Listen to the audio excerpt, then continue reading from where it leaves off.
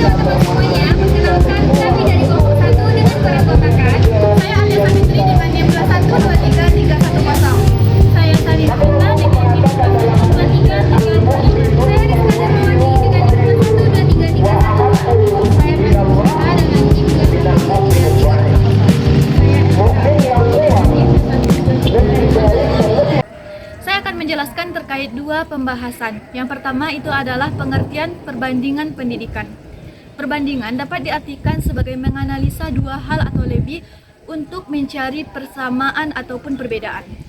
Dalam konteks pendidikan, perbandingan pendidikan adalah usaha menganalisa dan mempelajari secara lebih dalam terkait sistem pendidikan, baik itu secara teori maupun praktiknya, guna untuk mencari kesamaan dan perbedaan yang ada di dalam sistem pendidikan tersebut.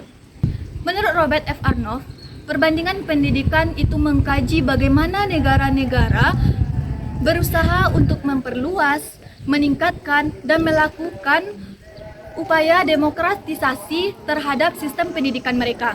Jadi dapat diambil kesimpulan bahwa perbandingan pendidikan Islam ini adalah studi tentang praktek dan teori yang mengkaji tentang sistem pendidikan dari masa ke masa dari beberapa negara. Yang gunanya itu untuk menambah wawasan dan pengetahuan terkait bahan perbandingan. Siapa tahu sistem pendidikan yang diterapkan di beberapa negara tersebut dapat diterapkan di negara sendiri melalui penelitian dan pertimbangan guna demi terwujudnya pendidikan yang bersifat manusiawi. Selanjutnya yaitu tentang tujuan studi perbandingan pendidikan. Menurut Ahmad Qutubi, secara umum tujuan perbandingan pendidikan ini ada dua. Yang pertama adalah untuk mengetahui persamaan dan perbedaan dari sistem pendidikan, sehingga nantinya dapat diambil hal-hal baik dan dapat diterapkan sesuai dengan keadaan yang ada.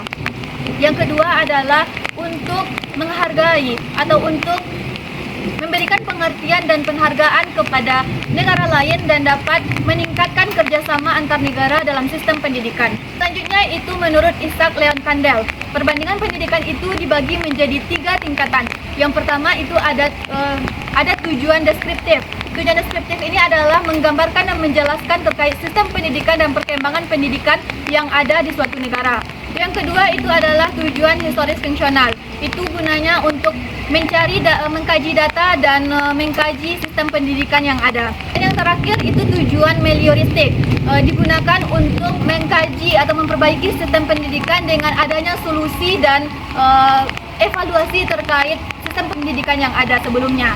Jadi dapat disimpulkan bahwa tujuan perbandingan pendidikan ini adalah untuk mencari perbedaan dan persamaan yang ada di suatu negara dan dapat diambil kebaikan-kebaikan yang ada untuk mengevaluasi sistem pendidikan yang ada di negara sendiri jika itu memungkinkan. Selanjutnya kita akan membahas tentang tahapan atau periode sejarah perbandingan pendidikan. Tahapan yang pertama adalah periode pra-ilmiah sebelum abad ke-19. Pada masa ini, perbandingan pendidikan belum berbentuk ilmu.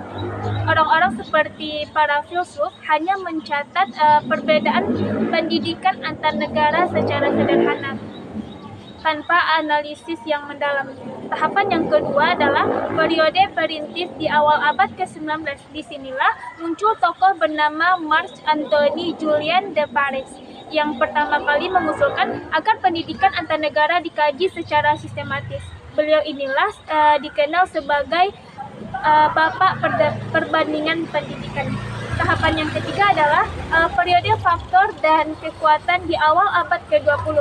Para ahli mulai menyadari bahwa sistem pendidikan sangat dipengaruhi oleh faktor agama, budaya, dan politik suatu bangsa. Ini sangat relevan dalam pendidikan Islam, di mana nilai-nilai keislaman sangat menentukan bentuk pendidikannya. Tahapan yang keempat adalah periode ilmiah dan modern yang berlangsung hingga sekarang. Perbandingan pendidikan sudah menggunakan metode penelitian yang terukur dan didukung oleh lembaga internasional seperti UNESCO. Contoh nyatanya di Indonesia adalah lahirnya kurikulum merdeka yang terinspirasi dari sistem pendidikan negara-negara maju. Di sini, saya Rizka Darmawati dengan NIM 2123312 akan mengulas tentang contoh penerapan pendidikan Islam. Nah, yang pertama itu dari buku Azyumardi Azra tahun 2012 tentang pendidikan Islam, tradisi dan modernisasi di tengah tantangan Milenium 3. Perbandingan sistem pendidikan Islam antara Indonesia dan Malaysia dapat dilihat dari berbagai kedua negara yang mengintegrasikan ilmu agama dan ilmu umum. Indonesia melalui madrasah mengembangkan kurikulum yang terjadi, sementara di Malaysia melalui Sekolah Indonesia Agama atau Sekolah Agama Rakyat yang disebut dengan SAR lebih menekankan pendalaman ilmu agama integrasi sebagai fondasi utama. Nah, pembahasan yang kedua dari buku Muhaimin tahun 2006 yaitu Nuansa Baru Pendidikan Islam. Pesantren di Indonesia sebagai lembaga pendidikan Islam tradisional telah menjadi objek perbandingan yang menarik dengan lembaga pendidikan Islam di negara lain.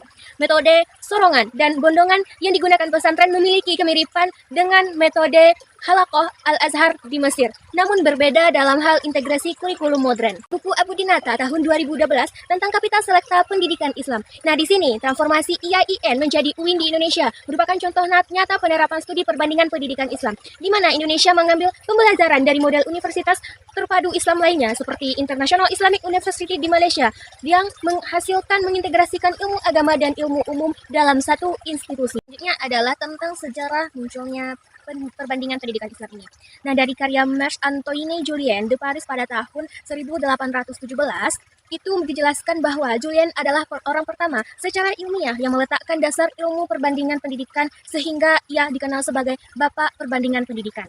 Dalam karyanya, Julien menyampaikan ketiga gagasan pokoknya. Yang pertama, pendidikan harus dipelajari seperti ilmu Islam, yaitu dengan cara mengumpulkan data secara sistematis, mengamati, membandingkan lalu menarik kesimpulan. Keputusan dalam pendidikan harus berdasarkan data dan fakta, bukan tradisi atau kebiasaan semata.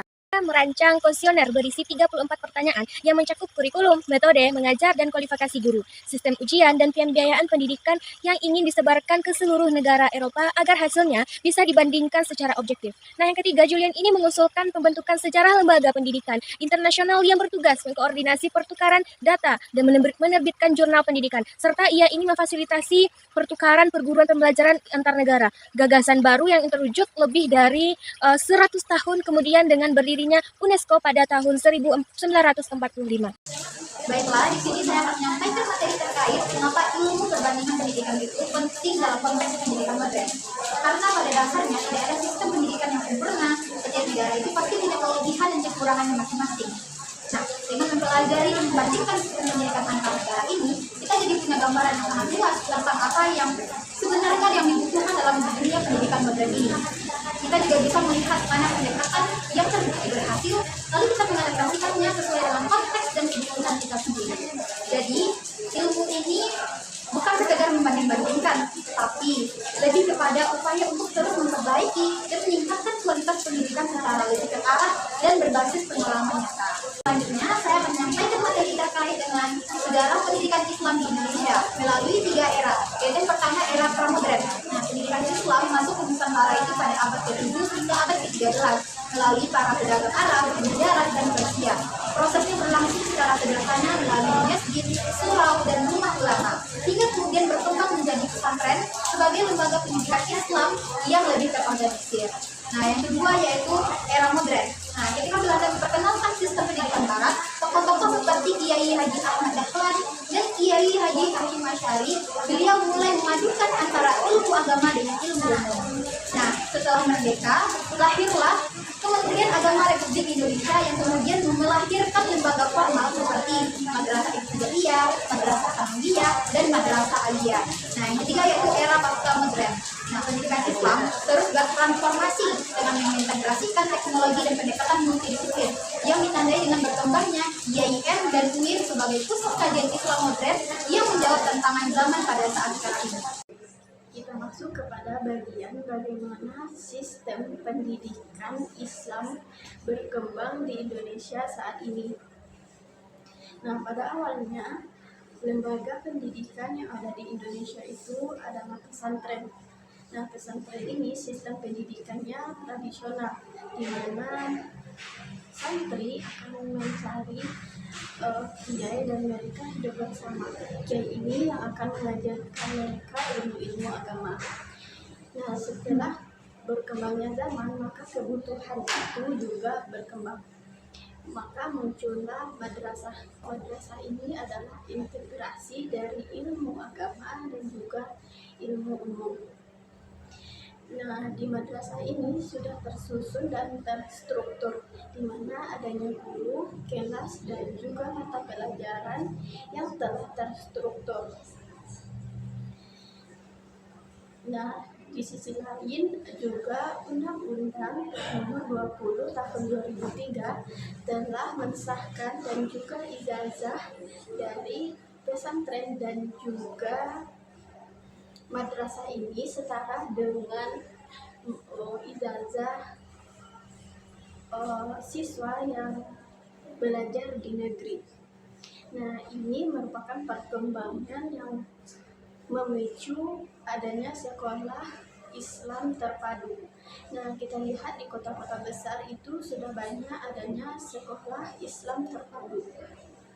Nah, di sekolah Islam terpadu ini mereka juga belajar ilmu agama dan juga ilmu umum. Nah, tetapi ketertiban ibadah dan juga ilmunya itu masuk kepada kurikulum mereka. Di sisi lain, adanya perkembangan sistem pendidikan di universitas. Nah, di mana universitas itu awalnya adalah IAIN atau Institut Agama Islam Negeri. Nah, itu terintegrasi menjadi UIN. Nah, di mana di UIN ini tidak hanya belajar di Fakultas Ilmu dan juga dakwah, tetapi telah belajar ilmu-ilmu umum seperti Fakultas Hukum, Sosiologi, dan juga ilmu teknologi dan lainnya.